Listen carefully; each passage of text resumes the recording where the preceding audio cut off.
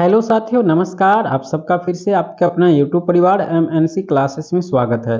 इस वीडियो में हम second semester sociology question paper देखने वाले हैं जो आपके एग्जाम में आने वाले हैं। तो हर एक यूनिवर्सिटी का अलग अलग गैस क्वेश्चन होता है, लेकिन हम इस वीडियो में आपको बताने वाले हैं लगभग सभी यूनिवर्सिटी के बारे में बताने वाले हैं। ऐसा प्रश्न आपको बताने वाले हैं, इस तरह से आपको लिखना है कि आपको अच्छा से अच्छा अंक भी मिल जाए और सारे के सारे प्रश्न आपके परीक्षा में मिल भी जाएगा। तो बिल्कुल गारंटी वाला प्रश्न है कि यही प्रश्न पूछा जाएगा जो हम इस वीडियो में आपको बताने वाले हैं। आप ही के गैस क्वेश्चन पेपर से हम क्वेश्चन आपको देने वाले हैं, लेकिन वही क्वेश्चन बताने वाले हैं जो आपके एग्जाम में छप चुकी है। अगर आप सेकंड सेमेस्टर के स्टूडेंट हैं तो वीडियो को पूरा ध्यान से देखिएगा, आगे भी शेयर कीजिएगा और वीडियो को लाइक करके सभी ग्रुप में शेयर कीजिएगा। तो सबसे पहला जो क्वेश्चन आपके एग्जाम में पूछा गया है वो पूछा गया है भारतीय समाज की परिभाषा। अब ध्यान रखिए, भारतीय समाज की विशेषता पूछे तो भी परिभाषा वाला बात लिखना है, तो घबराने की बात नहीं है। भारतीय समाज की परिभाषा एकदम याद रखना है कि भारतीय समाज क्या होता है, सिंपल बात लिखना है।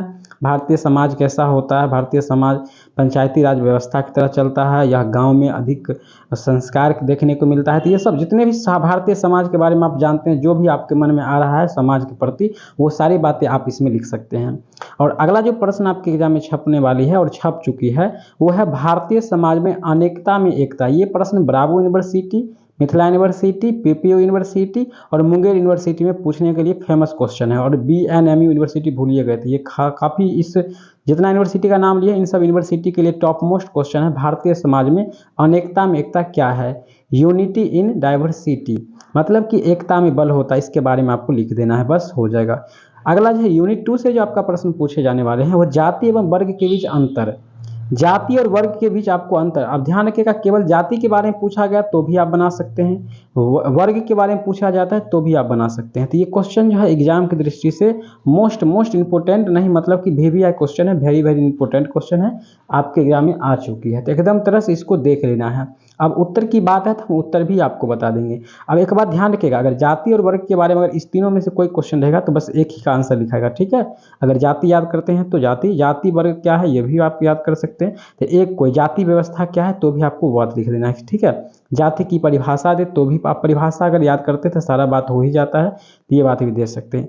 चलते हैं आगे बढ़ते हैं। संयुक्त परिवार क्या है, यानी जो है संयुक्त मतलब होता है संगठित परिवार, यानी एक परिवार होकर के रहने में क्या होता है। तो एकदम तरह से गारंटी है, ये प्रश्न भी आपके एग्जाम में आ चुकी है। विवाह को परिभाषित करें और विवाह के प्रकार बताएं। तो विवाह के कई प्रकार होते हैं, कई हिंदू का अलग होता है, मुस्लिम का अलग होता है। तो हिंदू विवाह तो एक संस्कार होता है माना गया है, जबकि मुस्लिम विवाह क्या होता है, एक समझौता होता है। तो इसके बारे में भी डिटेल्स में आपको बताना पड़ेगा। वैसे हम अगला वीडियो जो आने वाला है उसमें आंसर ही आपको बताने वाले हैं। तो यहाँ पर हिंदू विवाह और मुस्लिम विवाह को एकदम रट जाना है आपको, ठीक है। 101% गारंटी है आपके एग्जाम में आ चुकी है प्रश्न हिंदू विवाह के बारे में, ठीक है, और मुस्लिम विवाह एकदम रट जाना है एकदम। यहाँ से हम विवाह के बारे में बता ही दिए हैं। मुस्लिम विवाह एक समझौता है, इसके बारे में आप क्या कहना चाहते हैं, आपका क्या राय विचार है, एकदम अपने मन से बनाकर समझ कर लिखना है, कहीं से टेंशन की बात नहीं है, ठीक है। जैसे रीति रिवाज आप जानते हैं कि मुस्लिम विवाह कैसे होता है, जो रीति रिवाज आप जान रहे हैं वो सारा बात आपको लिखना पड़ेगा। अगर आप हिंदू विवाह के बारे में लिखना चाहते हैं तो हिंदू विवाह का जो होता है ये 15वां संस्कार होता है, विवाह संस्कार। एकदम जो भी आपके मन में आ रहा है, विवाह कैसे होता है, हिंदू का शादी कैसे होता है, हिंदुओं में शादी कैसे होता है, वो सारी बात लिख देना। हिंदुओं में भी जैसे होता है ब्राह्मण लोग का शादी किस तरह का होता है, ये मतलब और कास्ट का कैसे होता है, ओबीसी का कैसे होता है शादी, तो ये सब बातों को भी चर्चा कर देना, ठीक है। तो ध्यान रखिएगा मुस्लिम विवाह और हिंदू विवाह। इसके साथ साथ एक जनजातीय विवाह से आप क्या समझते हैं, एकदम तरह से रट जाना है क्वेश्चन, VVI क्वेश्चन है, मतलब कि पूछा जाएगा। बाद में आप अगर बोलिएगा कि नहीं आया तो फिर प्रॉब्लम हो जाएगा। अगला जो क्वेश्चन है हम बताने, जनजातीय विवाह क्या होता है, जो आदिवासी लोग होते हैं वो कैसे विवाह करते हैं, उनके विवाह के बारे में आपको लिखना है। जैसे क्या होता है, आदिवासी या जनजातीय लोग होते हैं उनका विवाह जो होता है माना जाता है कि अपने रिश्तेदारों से ही हो जाता है, भाई बहन में ही हो जाता है। तो भाई बहन मतलब खून का रिश्ता नहीं होता, जैसे किसी के मौसी, जैसे मुस्लिम का होता है ना, जस्ट थोड़ा हट के है जनजातीय शादी है, ठीक है।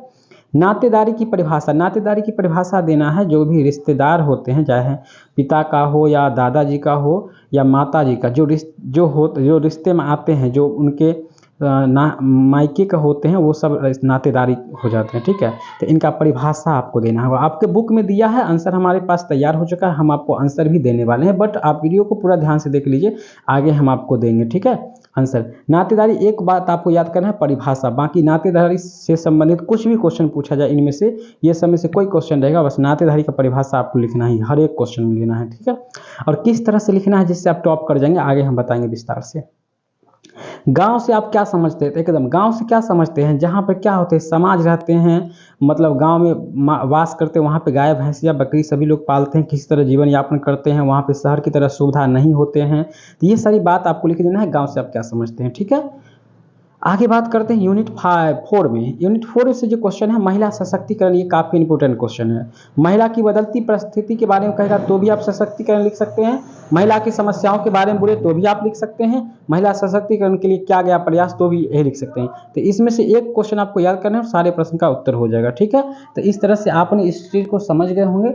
यह वीडियो आपको कैसा लगा हमें कमेंट करके जरूर बताइएगा। अगर आंसर चाहिए तो भी आप हमें बता सकते हो। वैसे आप देखते हैं तो शॉर्ट क्वेश्चन जो होता है 4 नंबर का क्वेश्चन, इसमें से आपको 5 क्वेश्चन पूछा जाएगा, ठीक है, जो 20 मार्क्स का होगा, ध्यान रखिएगा। और 10 नंबर का 2 क्वेश्चन, 2 नंबर का ऑब्जेक्टिव क्वेश्चन रहेगा, 10 रहेगा, 10 गुना 20 नंबर हो गया। तो कितना हो गया आपका? तो यहाँ पे 5 चौक 20, 20 20 40 अंक का हो गया, ठीक है आपका। और 40 अंक ये हो गया, और यहाँ पे आपका 10 अंक का भी होगा कुछ क्वेश्चन, ठीक है। 3 क्वेश्चन लगभग 10 अंक का भी होगा, आगे आप नहीं आ पाया है तो 70 हो जाएगा। 30 नंबर असाइनमेंट होता है, प्रैक्टिकल, ये सारी चीज़ हो जाता है। तो इस तरह से आप प्रैक्टिकल इसमें नहीं होता है। तो इस तरह से आप इस चीज़ को समझ गए होंगे। आगे जो भी जानकारी इससे संबंधित आती है हम आपको तुरंत बताएंगे। वीडियो कैसा लगा कमेंट करके बताएं। अगर आपको क्वेश्चन पेपर चाहिए तो हमें कमेंट कीजिए। धन्यवाद।